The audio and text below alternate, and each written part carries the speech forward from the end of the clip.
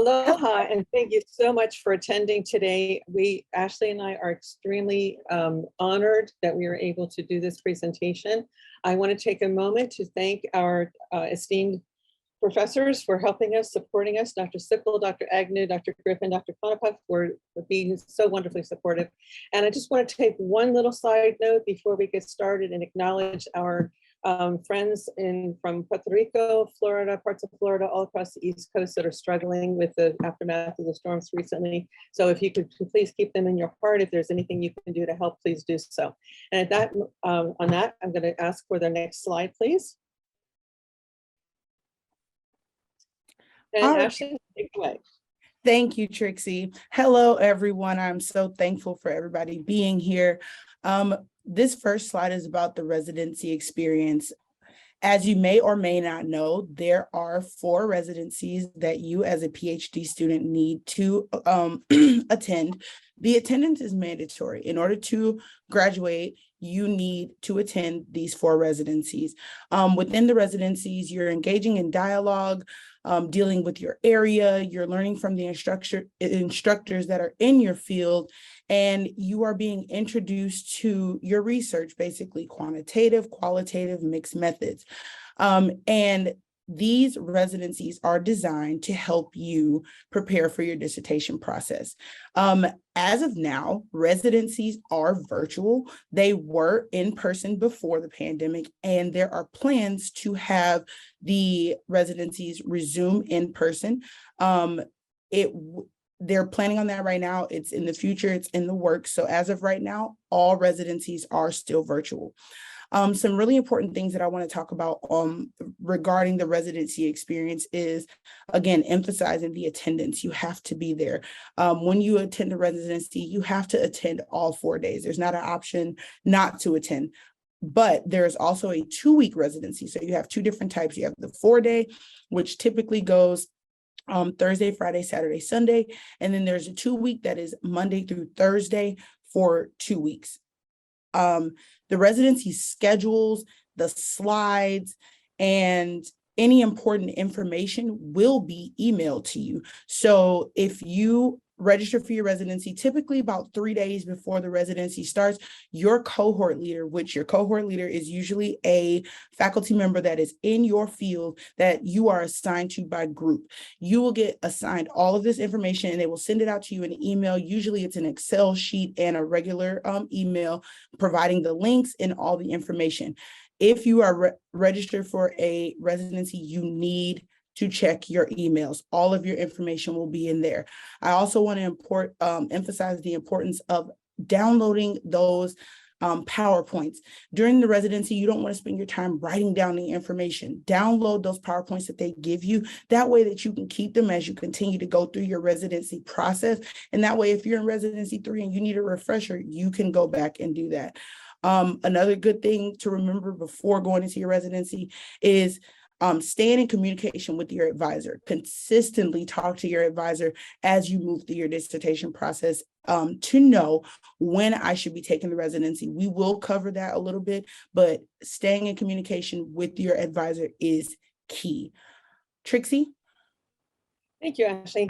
So like Ashley said, the residency process, of course, is mandatory. And when I first came to Walden, I knew I had to attend residencies, but I'm a nurse. So I assumed like physicians go to medical school, then they do a residency, or nurses go to nursing school, and then they do a nurse residency. I thought I didn't need to worry about it until later on. So I didn't. Oops. And my friend, one of my classmates that I attended the master's with, we both started back to our PhD at the same time. She informed me that she learned, oh, guess what? We need to take our first residency within the first 90 days. This blindsided me. I wasn't prepared for that. I was facing knee surgery and a lot of other challenges. So I panicked and I thought that, oh, I'm going to have to quit the program. If you have any challenges, as Ashley said, talk to your advisor. Your student success advisors are there to make sure that you, the student, are successful. That's why they have that name. So I talked to my advisor. I was able to get through, and I did fine. And I took my first residency a little bit late, but I did catch up. So that's just my first experience. If we could have the next slide, please. So over the next few slides, we're going to go over each of the residencies. We call them Resi 1, Resi 2, whatever. And Resi 1 should ideally be taken within the first two terms of your program. You do need a computer. Once again, my friend Maggie saved my neck on this. I wasn't going to take a computer. What do I need a computer for? I'm just going to listen to people talk. And she said, oh yeah, you need a computer. And my very first experience was a little problematic. I purchased a brand new computer because the one I had all my papers and I just was scared to take it. And I made the mistake of not downloading Microsoft Word before I left the house. I don't know, I just forgot.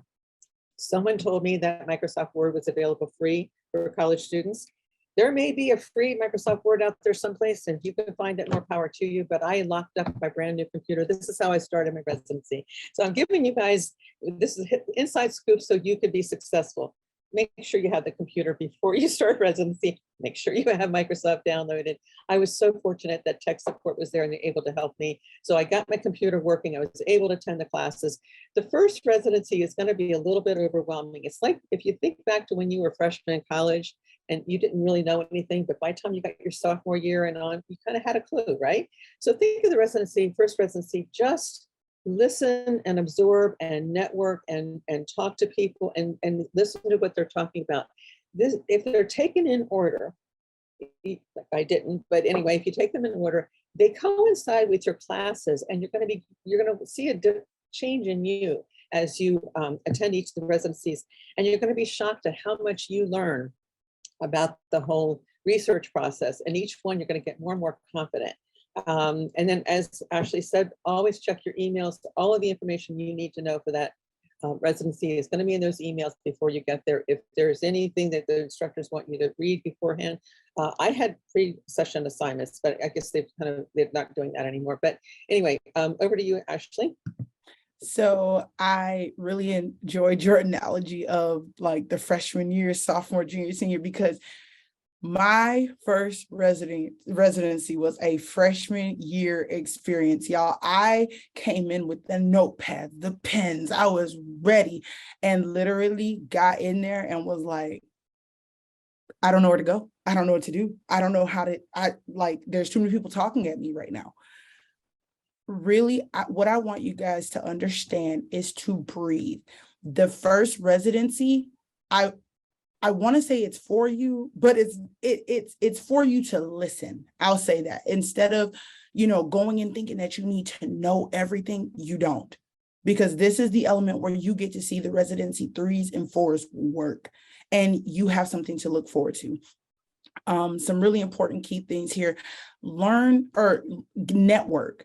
Typically, anybody that's in the residency 1 with you, you guys tend to follow with each other. So it is very, very, very important for you to network, get to know the people that are in your residency. In my residency 1, I'm going to start with my Dr. Brown story. I came in, I'm like, Dr. Brown, I don't know where this is at. Dr. Brown, he was my cohort leader. I'm like, Dr. Brown, I'm nervous. I can't breathe. I can't think.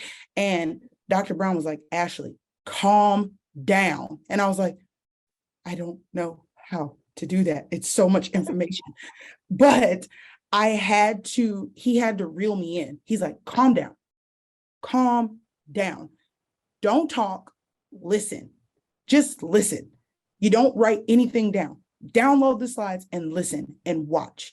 And so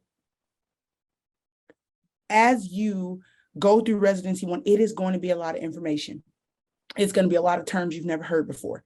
You do not have to come into residency 1 knowing everything. Something to think about is when you go into your residency 1, have an idea of what you would like to talk about. Watch how that develops. Watch how you watch the residency 3s and 4s, how they develop their topic. You're going to get there. But in residency 1, just have an idea. I knew that I wanted to talk about children and how they develop. I didn't know anything else. But that was a good start. Why? Because there's this thing called advising sessions. And I'm going to give you this. Here's the inside scoop. You only have to do 1. But I'm going to tell you, to maximize the benefit, do all 3. Why? Because what you are doing is you're learning the faculty that are in your department. You want to be talking with them. They have like different little things that you want to talk about. Like when you go to schedule, you don't have to just wait till residency to talk to the faculty in your department. You can go on Walden's website and type in faculty search, type in your department and your specialization, and the people they'll all come up in your department, and you can start looking through, you read their little bio, see what they're interested in, and see if it kind of lines up. That way, when you go to the residency and you're picking who you want to have your student success advising appointment with, you select them. See if you guys have a mesh. I'm not going to tell you why yet.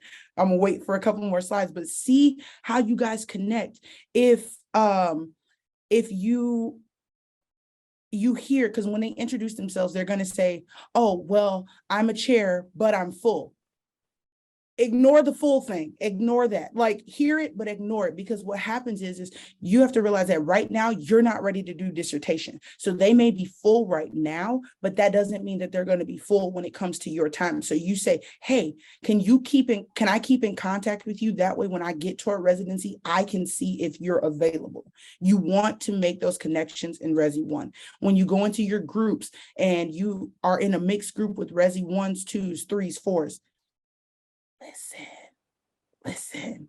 So that way, when you get to Resi 3 and you realize that you're that person, you've soaked in that knowledge to know what to do to help those Resi 1s that you'll be in the group with.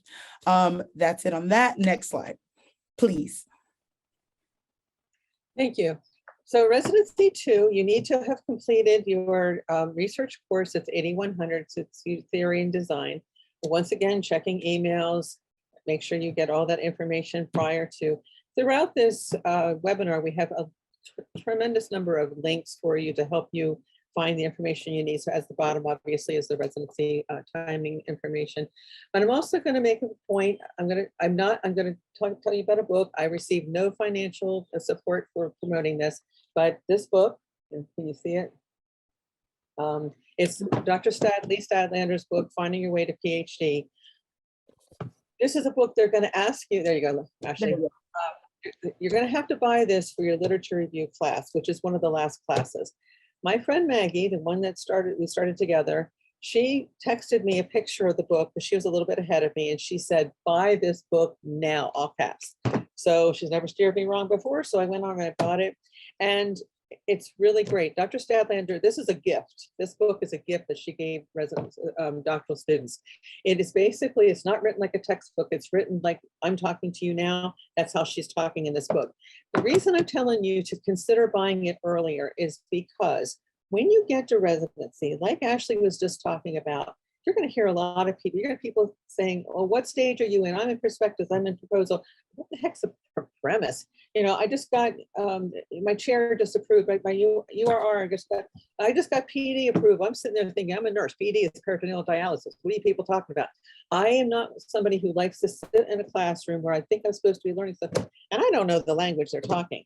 So this book, it was super helpful for me because Dr. Stadlander explains it in simple terms that my feeble brain can understand. So I say, get the book, get it early, and start reading it as you go along. And I actually refer, I'm doing dissertation now, and I still refer back to this book because it's very, very helpful. And I kind of remind myself, she gives a whole chapter about what each section of the dissertation. And so and I think that's all I need to say. Ashley, over to you. So again, I agree with Trixie wholeheartedly. This book is amazing. We dropped it in the chat, and like Dr. Griffin said, we will the link, or this PowerPoint will be sent out to everybody, so that way it'll have all this information in it. And I think somebody just dropped a link on Amazon, so thank you for that. One thing I do want to say about Residency 2 and Residency 1, when that portal opens for residency, which is 3 days before the residency is to start, you need to sign up for those advising appointments immediately. Let me tell you why. Because Residency 3s and 4s know who they want to talk to. And I'm gonna be honest with you. I, in Residency 2, wanted to talk to Dr. Perry so bad, and I did not schedule any residency things. And I went there, I said, this lady is the most popular lady possible. I mean, when I tell you every appointment possible was gone. please, as soon as it opens, schedule your advising appointments. Residency 2 is really about beginning to ask questions, because now you've taken a few classes, you know some terminology, you're not yet in your qualitative or quantitative methods yet, but you start to know something. You feel like you know a little something, something. So now you can kind of make some comments here or there. When I say don't speak, I'm not saying don't speak at all, but what I'm just saying is take it more in. And if you do know more information or that you can give, then you do that. Me personally, I'm a person that likes to speak up. So I ask questions. I'm the one like, hey, can you retell me this? Hey, what's your advice for this? Begin to do that in this one, because at Residency 2, you're starting to construct a possible social problem, research problem, and a research question. By now, you kind of have, okay, now I'm in the area of, I know what I want to talk about. So while I'm not ready to put it out there wholeheartedly yet, I kind of have a little bit more clarity on where I want to go. Engage in the dialect when you're in those groups. And again, I do want to emphasize in that I do not get paid to advertise Dr. Statlander, but that book is amazing. Next slide, please. Thank you. So residency 3, this is when it's like being the junior in college. You have a pretty much starting to have a clue about what's going on. You have completed 8,200 and 8,300, your quantitative and qualitative research classes. You're starting to have a better feel for what's going on with the whole research process. You're going to get a little bit more comfortable. You're going to hear people talking and you actually start to understand that language.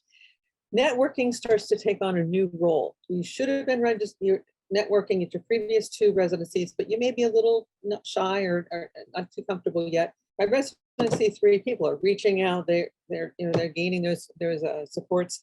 And once again, check your email, just like always. I'm going to give the rest of the time to Ashley. Ashley just attended residency 3 in August, and she did a phenomenal job in our group session. We ended up in the same group, which is really wild. But anyway, Ashley, take it away. All right, y'all, residency 3, junior in the doctoral process. You are there. You are officially knowing a little something, something. So now you walking in like, okay, I kind of got this, right? So my residency 3 experience was a wake-up call that something had to be done. And I was so glad that Trixie and I were on the same page about it, because the first day of residency 3, which by the way, Trixie and I both chose the 2-week, whereas before I had been doing the 4-day all day. We chose the 2-week, and we were in the first meeting session, and I saw myself in the residency 1 students. It was, am I in the right spot? And then they go, all psychology students, come here. I'm self-designed. Am I in the right spot? All psychology students, stay here. For 10 minutes, this went on. And it was so funny. Dr. Brown was in here, and I said, in the middle of him talking, I pushed the button. I said, Dr. Brown, can I please say something? And he's like, yes, Ashley. I said, residency 1, calm down. Because I knew I saw myself, and I knew the nervousness and the anxiety of whatever was going on. I said, residency 1, you have to calm down. You're not going to get anything out of this if you don't calm down. So my advice is, again, to residency 1, breathe. But residency 3 and 4 especially, when you see the residency 1s kind of freaking out, help them out, because they don't know. And we were in their spot at once. Residency 3 is very important, because in residency 1 and 2, you should have been contacting those faculty members outside of the residency, getting your name on some wait lists, potentially talking to chairs and second committee members. I know we haven't used that term yet. Your dissertation is going to consist of 2 main people, which is your chair and your second committee member. One will be content, one will be methods. Trixie will go over that later. But I was looking for my chair and second committee member. You have 2 options. You can either be matched in your dissertation lit review class, you will submit a premise and they'll send it off and they'll try to find you a chair that matches, and then they'll let you know you matched. And then when you go on to take the prospectus course, your chair teaches your prospectus course. So you can be matched, or you can take the more active route if you are like me, and you can go ask those people, hey, are you willing to be my chair? This and that and other. Some may say I still don't have room. Some may say yes, right? So in my residency 3, I had just finished dissertation lit review, and I still hadn't been matched yet. Now, I never wanted to be matched. I wanted to be selected. I wanted to select. So I knew I was at that phase where I could say something and I wasn't afraid to say it. And I'm like, what do you do if you are you just finished the dissertation course and you still haven't gotten your chair? And what was funny is my chair, my now chair, was in the room. She messaged me and said, what's your topic? And so I private messaged her back, and come to find out, this is the person that I wanted the entire time since residency 2. But when she said she was full, I put it out of my mind. That's why I'm telling y'all, don't hone in on that. So she messaged me and was like, what's your topic? I told her. She said, let's talk afterward. That night, the first night of residency, the first day of me speaking up, she said, I'll be your chair. You can send that to Dr. Sickle and Dr. Agnew. I said, what just happened? But if I never would have said anything, I would have just been sitting there. It is important to make those connections. She remembered me from residency 2. The other thing is, by residency 3, you should already have developed, because you should have already taken qual and quant. You have your qual question and your quant question. So you kind of know which methodology you want to go with. At the beginning, I was strict on qualitative. I said, I'm not doing quantitative. I do not want to do it. That's not happening. Dr. Hampy literally told me, do not close your mind off to a thing because you think it's hard. You have not taken, he told me this in residency 1, you have not taken qual and quant yet. Do not close off. It was in quantitative that I realized that quantitative was for me. So do not come in so set on one thing and closing your mind, because it may not be the thing that you like. I found out I didn't like qualitative that much. But use the time in residency 3 to put your topic out there. Trixie was in the room with us. We were in the group, and there's a project that you have to do each and every residency. And typically when you're in residency 1, you'll see the 3s and 4. You'll see that typically the 2s, residency 2 and 3, throw their topic out, because residency 4, your topic's already approved. So when we were in a group, Trixie's like, I'm not throwing mine out. It's already approved. We're not butchering my thing anymore. And they were like, Ashley, throw your topic. I said, nope, I'm not going to be that person. I did not want to do it. Trixie, tell them I did not want to do it. I didn't want to do it. And so I put my topic out there. And because I knew, guys, remember that this process is a cyclical process. It's going to do like this. You can't be offended at the revision. It's going to constantly be revised. You're going to think you were so great at it, and they're going to find 50 things wrong. I put my topic out there, and I got the best feedback I have ever received in my life. It clarified my methodology. It clarified my entire research, questioned everything. And I'm so grateful that I did it. But had I not done that, I mean, I would have figured it out. But it was a whole lot better when you have a lot of minds in that room bouncing back and forth in ideas. So residency 3 is like your make it or break it type situation. It's like junior year with the ACT and the SAT. It's an important year, and it's gonna stick with you. Trixie, next slide. Sorry.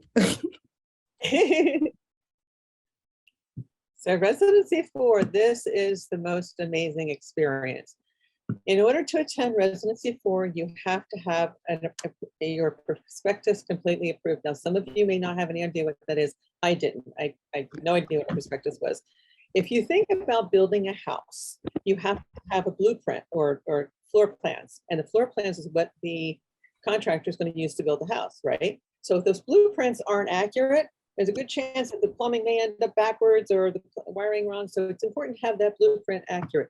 If you think of your prospectus like the blueprint for your dissertation, So the prospectus has to be perfect. It's a little bit more daunting of a task than I thought it was going to be when I first looked at it, but I got mine approved, and everybody in Residency 4 has their prospectus approved. So therefore, you've got a group of people who are all in the same boat. They're all actively working on their dissertation, various stages, but they're actively working on it. Just like I said before, check your emails, download your information. Something that I did during Residency 3, and then I did it again in Residency 4, was I actually printed off some of the PowerPoints, put them into a binder. So as I was going through, now I love trees. I don't try not to waste too much paper, but this was really smart for me because as I went through the binder, I could take notes right on the slides. And so I have that now. I can refer back to that if I have any questions. So it's something you may want to consider. I felt this was just the most amazing experience.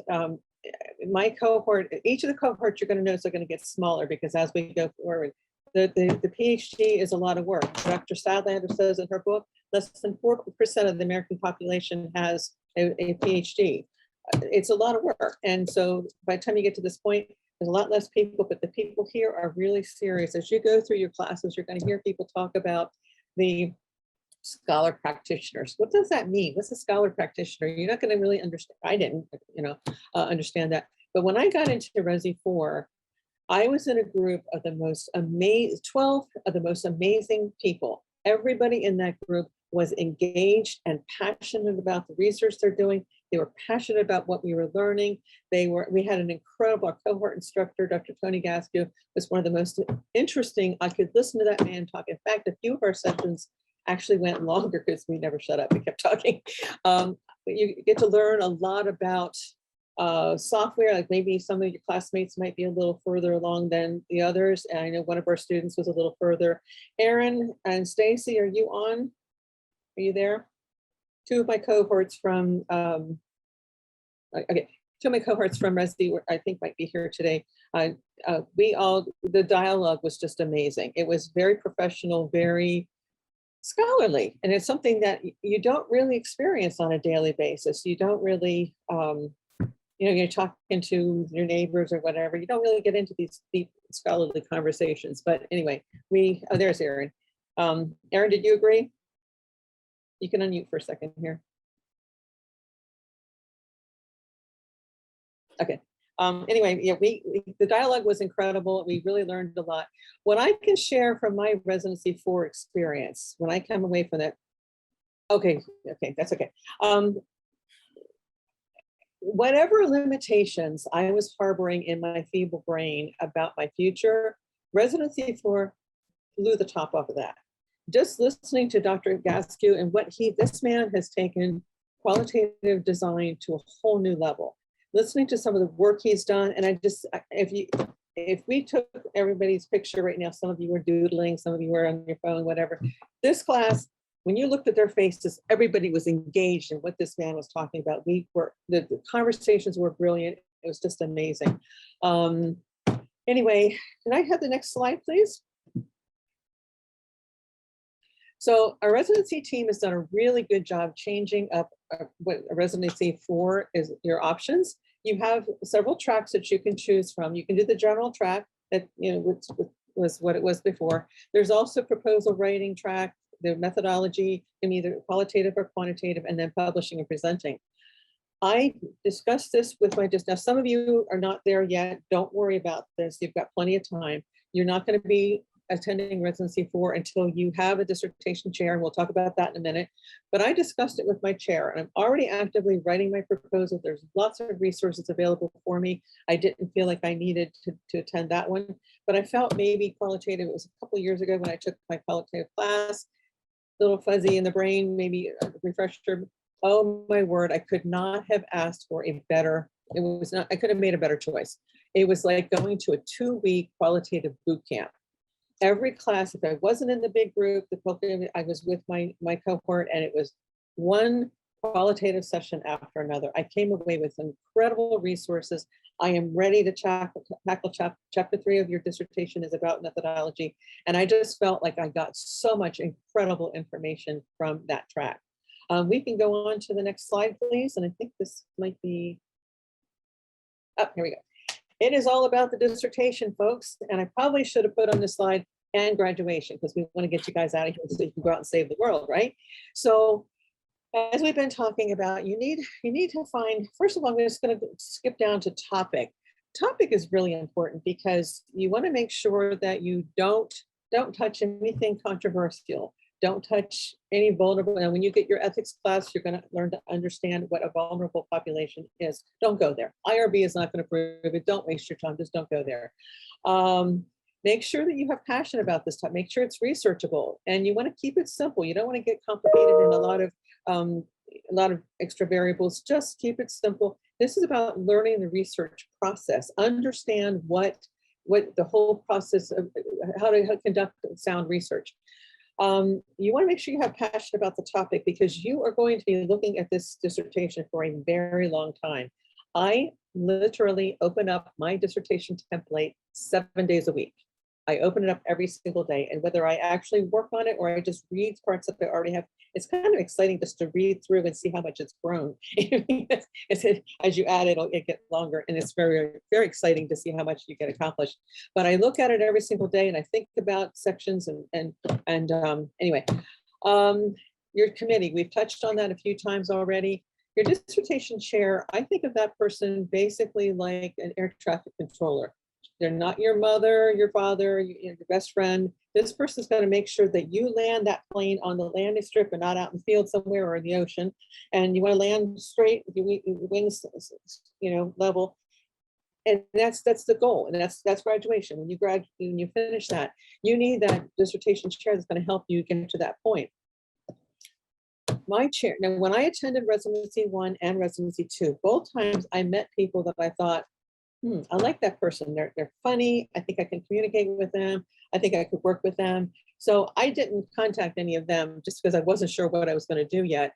But I put their names aside. But I started having some classes with Dr. Elizabeth Weinbaum.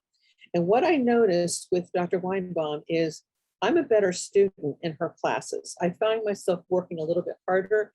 She pulls the scholar out of you. She makes you work just a little bit harder, but she's not mean. She's just really, I felt like I learned more in her classes.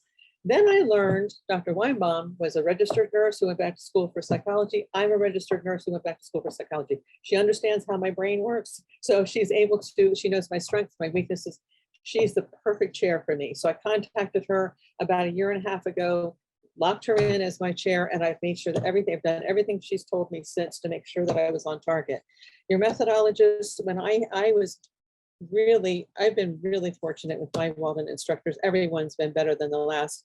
And my advanced quantitative reasoning instructor he is a researcher for CDC. How cool is that? I learned so much in his class. I was opposite Ashley. I wanted to do quantitative because I'm a nurse. I like those charts and the graphs and the data and the numbers, and I wanted hard, fast evidence, right? So I was excited. I'm going to do quantitative. But you're going to hear people talk about looking for the gap. What the heck's a gap? You're not going to understand. I didn't understand it. I had no clue what they were talking about. When you start doing a literature review, you're going to start seeing a trend. When you start reading this articles about your topic, you're going to see a lot of things that touch on the same thing keeps popping up over and over. And then you'll start seeing that nobody's addressed all these things. And so I started realizing that with my topic, which is dealing with COVID, there was tons of articles, quantitative articles. So what am I going to do? Another quantitative study and throw it to the pile? Or am I going to do something unique? There was next to no qualitative. And what's interesting, when I did my prospectus, you have to go through committee approval with every level. And my program director had me make some changes that I felt at the time, I felt derailed. But thank goodness I have a wonderful dissertation committee. They talked me off the ledge, so to speak. And we went through and saw what the changes proposed and actually made it better. So far, there's starting to be more articles come out that are qualitative, but no one yet that I've seen has come up with what I'm doing. So I'm still unique, which means I got to get this sucker done so I can be the first. Little extra on the bottom here. If you're just starting out, don't even address this right now. But if you're getting close to make dissertation time, make note of this. The city program, you're going to need to do that before you can work with human participants. Now, it's simple. If you go into the site, you have to make an account, you look for Walden, and there'll be the ethics course. There's 5 self-paced modules to go through, and then you get 2 electives, get your certificate, send it to your chair. Mine's chair had me do this in between prospectus and proposal. So you don't want to do it too early, because we think it might be only good for 3 years. We're not sure about how long it's good for, but just make a note of it. If you're not there yet, don't touch it yet, because you don't want to have to redo it later on because it expired. I think, Ashley, that's all I need to say. You want to take it away? Just quickly, I do want to emphasize the importance of the relationship with your chair and your second committee member. Like Trixie says, she has someone that pushes her, makes her a better student. I'm going to tell y'all right now, my chair, when I tell you, she seems like she's part of my family. She literally, if I'm upset about something, we can talk about anything. And we have our weekly meetings. Like typically with your dissertation chair, you're going to talk with them weekly, bi-weekly, something, but you're going to be in constant communication with them. They should be like somebody that you can confide in, that you feel comfortable with. It is very important. Your second committee member, they aren't as involved in the beginning, but they're basically the checks and balance to you and your chair. So you want to make sure that your dissertation chair and your second committee member work together very well. So in my case, I had my second committee member before I had my chair. And so, whoever I worked with, they were going to have to get along with my second committee member. I have Dr. Amanda Rose, and she is so sweet and amazing. And when I told Dr. Perry, she said, "Do you have a second committee member yet?" And I said, "Yes, I have Dr. Rose." She said, "Oh, great." And you don't know how happy I was. I said, "Oh, yes, power team," because they had already worked together on dissertation committees before. So I know that they've already worked together. That's great. You want to make sure that you go into this process feeling comfortable, because at the end of the day, when you move into dissertation, it's not like regular coursework. You don't have, that dissertation time is all on you. They may have you submit things, you're going to be submitting things back and forth, but ultimately that 9,000 course, that is you. And how fast or slow you go is dependent on you. Now, obviously, there's revision times and everything like that. But ultimately, the bulk of that is you. They're not here to, push you along through the course, this and that, another. You're paying for the dissertation. So however long you decide to take on your free will, that is on you. Obviously, there's a mandatory of 4 quarters. You have to be in a dissertation course for at least a year, 4 quarters. Typically it's a little bit longer. There has been some, because I asked the question of, can you get this done in the 4 quarters? Because I wanted to inquire, minds want to know.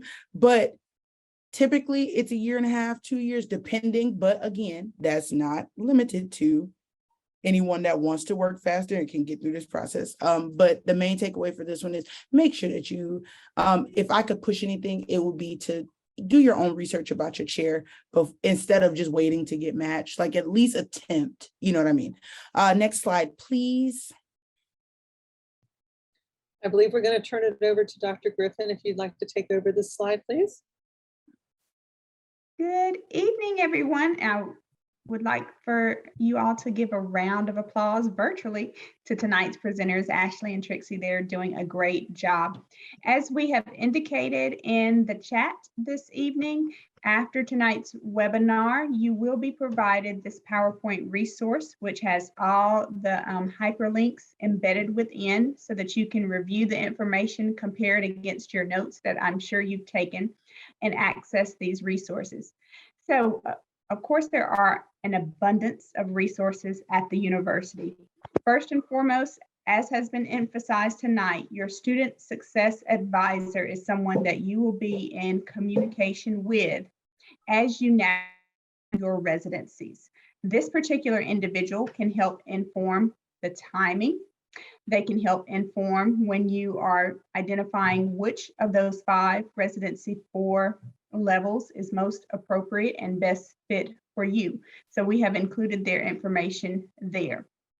Within those resources, we have also highlighted career planning and development because, hey, once we graduate, we want to explore that career path and all the options that are available. So that resource is there to help you with an abundance of things, to include supporting that resume process. Then we have our Student Wellness and Disability Services office that is linked. From time to time, we have students who may need an accommodation when they are a part of our residency experience, and we like to receive that information at least 30 days in advance of that residency event so that you can be supported. Now, that is just one of many services that office provides, but that is one of the ones that is most common to supporting you during residency. Then, of course, our academic residency office, which presents everything that you need to know regarding timing, the different residency levels, any prerequisites that are associated with the residency cost, how to access the Office of Disability Services. All of that information is within that particular link. Already highlighted for tonight is the importance of our Office of Research and Doctoral Studies. And within that area is the IRB process, which you will get very intimately familiar with, navigate your doctoral journey and dissertation. And then lastly, customer care. We know that things happen with technology. Sometimes you attempt to log into that residency classroom. Zoom is what we're using for our virtual experiences, and you may encounter a challenge. So we do have support that's available for the live experience and during the course of your studies. And so that information is provided via email as well as phone number. So thank you so much, and we will move to our next slide. So the one thing that I would like to say, thank you, Dr. Griffin. If you haven't had a chance to take a tour of Walden's student portal, please do so.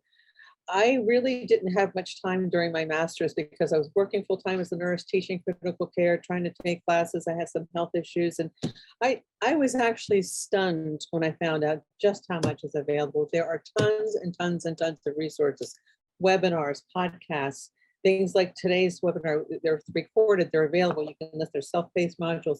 I'm going to start with the library. I met with a librarian about 3 weeks ago when we were going to do this webinar, and I asked her what she would like me to convey, and she said the biggest thing is when you go to the library resource, the link up in the right hand corner, there's a button that says ask the librarian. Don't be afraid to ask the librarian for help. And I'll give you a little bit of a tidbit of inside scoop here. When you get into dissertation, you get your own librarian. I can email her anytime I want, and she's very, very helpful. I can also schedule an appointment whenever I need to. I don't take advantage of it. I make sure I put all my questions together, and we meet about once every 2 or 3 months. The other thing is, have you ever gone into the library and looked for an article and had the article pop up with this little sign that says, for $39, ever had that experience? Don't pay it. Do not pay anything. Walden University pays a lot of money for us to be able to have library sharing. So contact the librarian, see if they can get the articles. They most likely can. And where you need to be a little bit cognizant is there's a little bit of a turnaround time. They may not be able to get that article as fast as you want them to get it. So therefore, like if, for example, if you've got a big paper due at the end of your term, which most terms do, start working on that ahead of time so you can get your resources. And in case you do need to have the librarian help you out, you've got some time. I want to touch on the next 3 areas: the Writing Academic Skills Center and the KX classes kind of go all hand in hand. I took a course at Walden University many years during my master's. It was a CAEX 6200 Basic APA. It was a little 4-week class, $195, 1.5 credits, worth its weight in gold. Prior to that class, I was losing, you know how the rubric has 3 sections, one of them is writing? I kept losing points on my writing. And I thought I was a good writer, but I kept losing points. I made an appointment with one of my instructors, Dr. Sherry Ryder. She said to me, scholarly writing is more of a journey than a destination. It's a process. You are honing it's a craft. You're honing that skill, that craft. And you're not going to pick it up overnight. You have to constantly be working. So after the conversation with her, I took that APA class, which was wonderful. And that's when I learned how many classes are available within the academic skill center, tons of things, all sorts of things. I took my all of my classes pretty much. I took one class at a time for several reasons. Number one, working full time and trying to go to school, I couldn't handle 2 classes. Number two, I chose to pay my tuition out of pocket. So when I graduate next year, I have no debt. I have 0 debt, which is a really good feeling. But what I did in a lot of terms is I would take one core course with one writing class. Most of the writing classes are 4 to 6 weeks long. They're usually only $195. And I think at one point in time, I had taken all of the writing classes available. I don't know, I think they've added a few new ones since I was doing that. What I noticed with each of these classes is my writing got a little bit better, a little bit better, a little bit better, to the point now where I feel like I got this. And I can tell when something isn't right. And I know also within, remember, this is the inside scoop. Let me give you the inside scoop on the Writing Center. When you open up the link, you're going to see about 7 or 8 tabs on the left-hand side. One of them says Residencies. You go in there today and you click on that, you know what's going to open up? A whole bunch of PowerPoints. You know what those PowerPoints are? Those are the PowerPoints the Writing Center instructors are going to use during the residencies. So you've got the inside scoop. You can go in there now and check it out. I kind of talked about that already.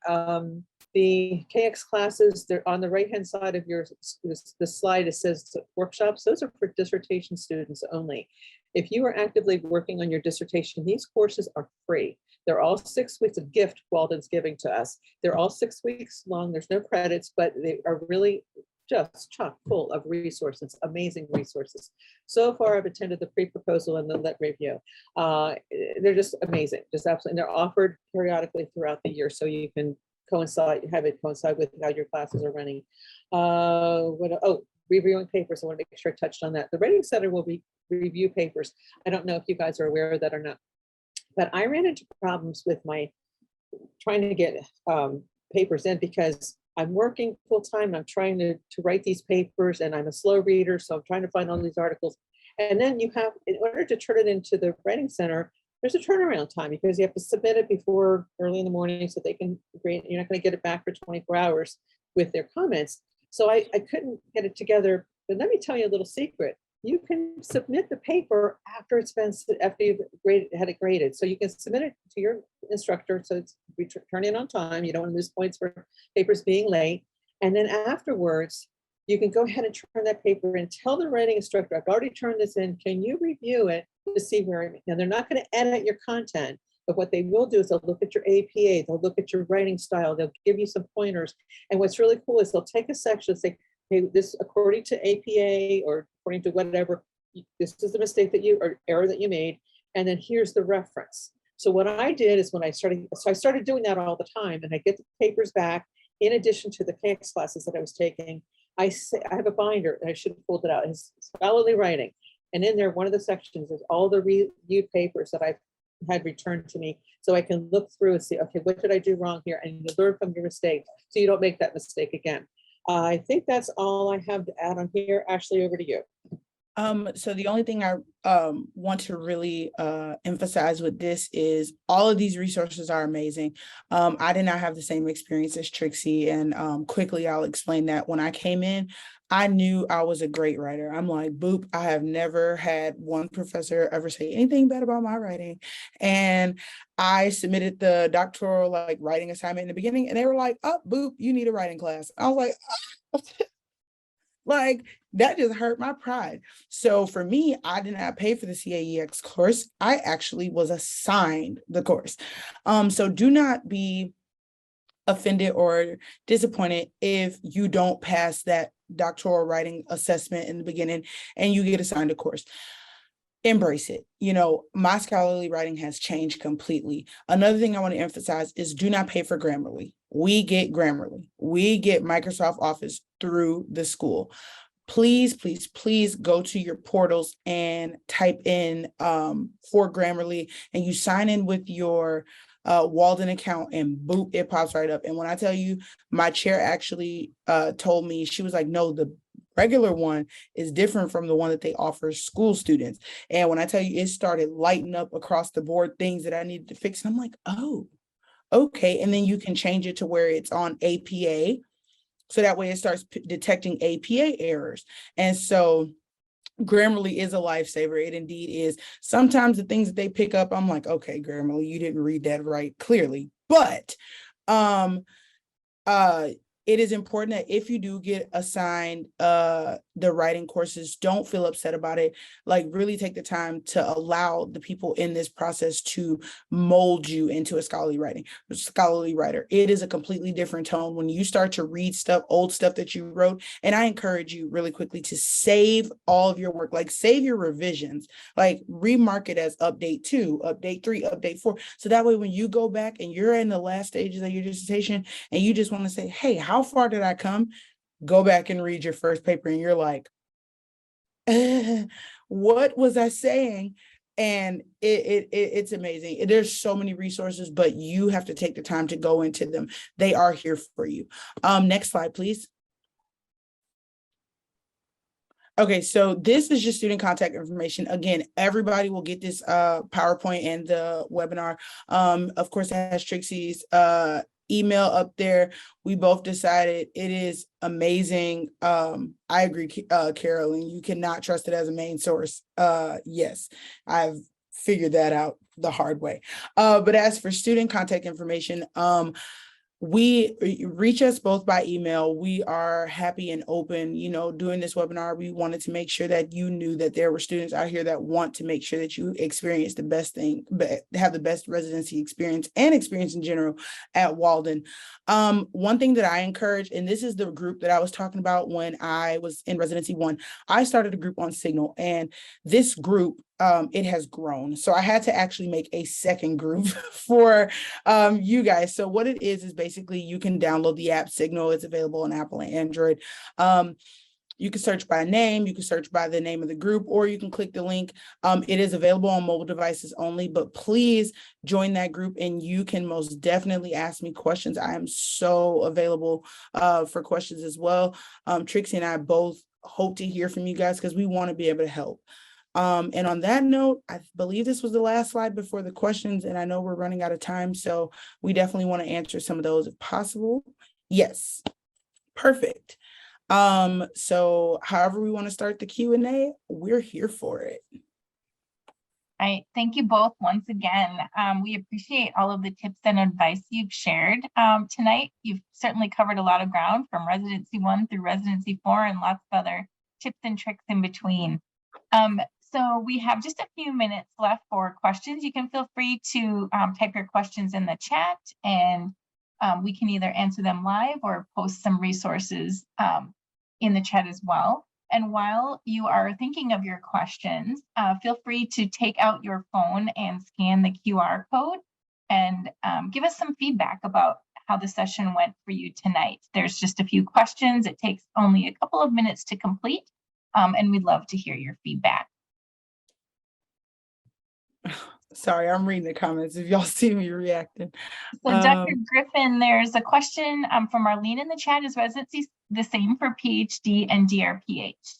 Yep, I was just typing, and so I have unmuted myself to share that for our PhD, there are 4 residency levels specific to the doctorate for public health. There are 2 residency levels when we think about requirements differences.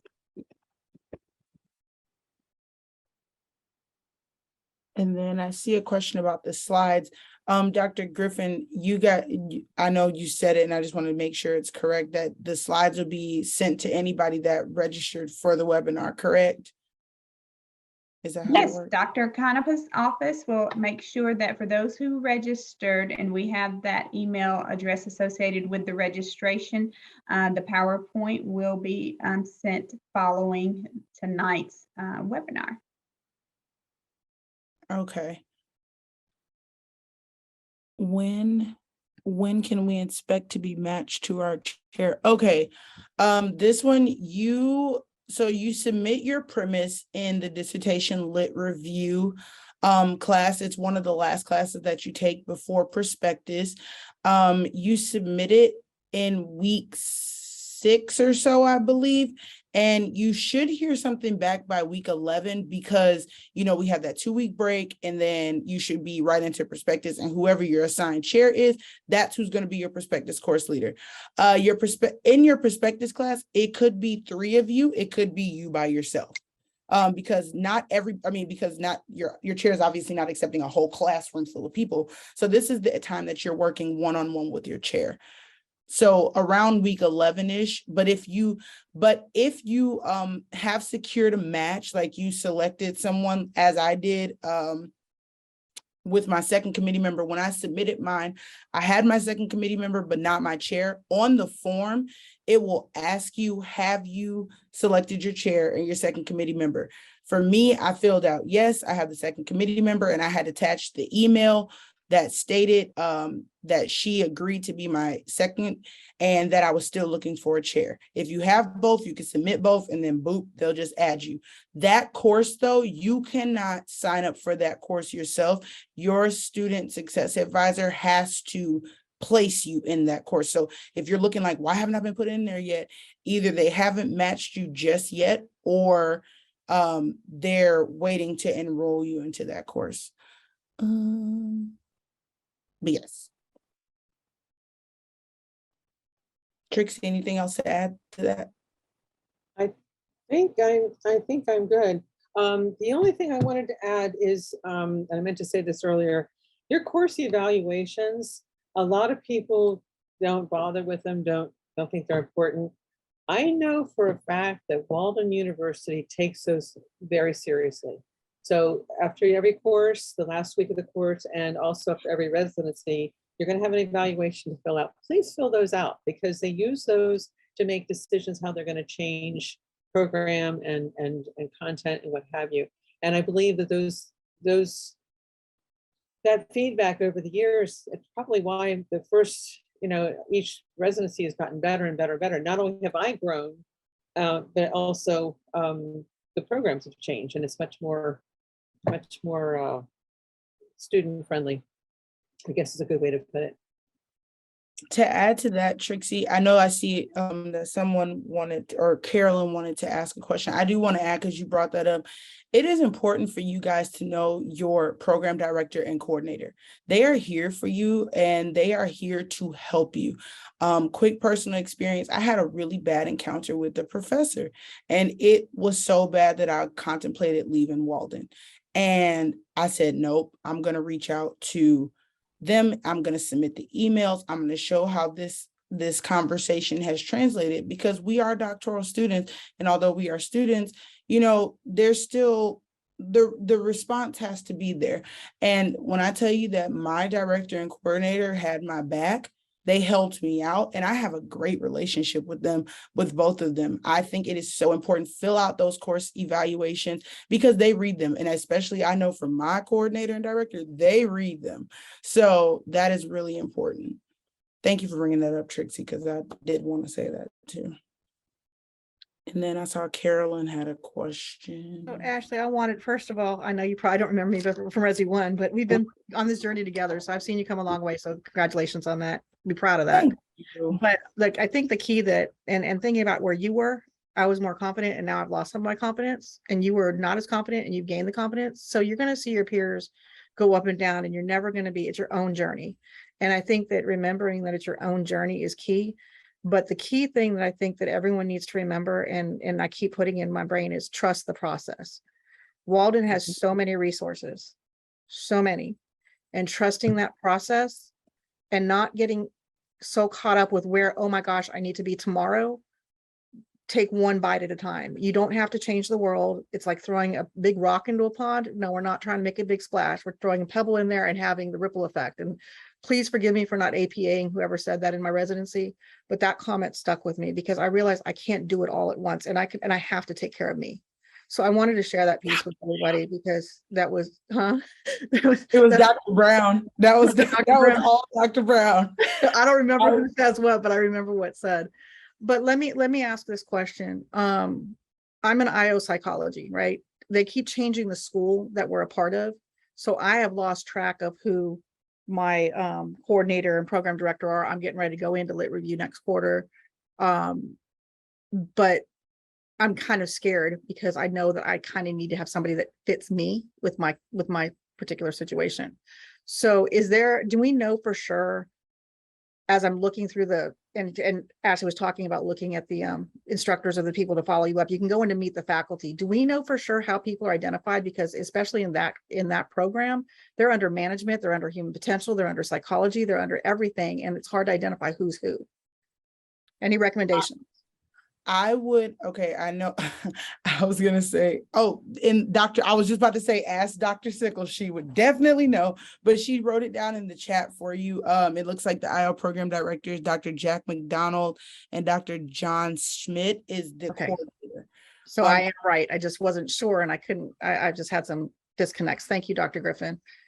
Do we know for sure if, sorry, I wasn't muted, that was you. Do we know for sure if we are directly under human potential now as IO, correct? That's correct. Okay. Yes, the College of Management and Human Potential. So I have to find a committee and a chair within human potential, correct? That both have to be within, or just one of them? That's the piece I did not get clear. Hi, can I jump in? This is Dr. Sickle. I could jump in to answer that question for you. So for IO, you would need to go ahead and contact Dr. Schmidt or Dr. McDonald, either one, to ask these questions and confirm. But typically, my understanding with IO is that you have to have one of your individuals has to be, usually the chair has to be from IO, not necessarily the others though. And those things do change somewhat sometimes with programs over time. So the best thing to do is really reach out to your program coordinator and or program director, and they can help you out with all that. And I appreciate that all the changes lately have been a lot, and it's a lot to follow, but be a good squeaky wheel. We really don't mind your questions. We appreciate them. I think the key for me, Dr. Sickle, I'm glad you said that, and for everybody else, is change is going to happen, and nothing's going to stop changing in the process of doing this. And that includes your literature and everything else. I mean, so I think the biggest thing I've learned is trust the process and be flexible. So thank you. Sure. Yeah, absolutely. Great question and great points. Thank you for clarifying that, Dr. Sickle. And we are at time. So once again, I want to, if you can share some virtual applause for Trixie and Ashley tonight. And thank you also, Dr. Sickle and Dr. Griffin, and I know Dr. Agnew is on as well. We appreciate all of your insights and expertise, and thank you so much for taking time to share them. Thank you so much. This is a great. Thank you, everybody. This was great. I'm so thankful for you guys allowing us to do this. It was amazing. Just remember that just the take home is that this is your process, and you're running this race. Stay in your lane, go at your pace, and just get to that finish line. We're all aiming to get to the finish line. Trixie, you are the most amazing partner ever. So I thank you. I thank you. Thank you, everybody, for being a part of this and for attending, and best of luck to you. Have a good night. Bye-bye.